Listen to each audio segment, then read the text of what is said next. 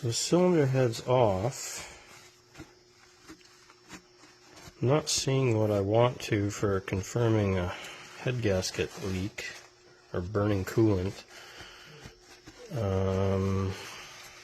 I see, the gasket around where the oil gallery feed from the block to the cylinder head is the seal has failed a little bit there. But I'm not seeing a cylinder that is washed.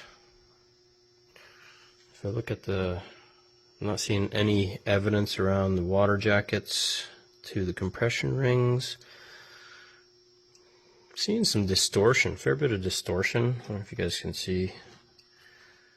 The gasket is distorted a fair bit. It almost looks like there was a bit of movement around the compression rings. But again, I don't see any washing to confirm that there was coolant getting into the cylinders. If I look at the cylinder head, it almost looks like there's some white crusties on the exhaust valves. But again, none of the combustion chambers really look any different than the others. None of them look really washed, and I still can't see any confirmation of coolant being burned.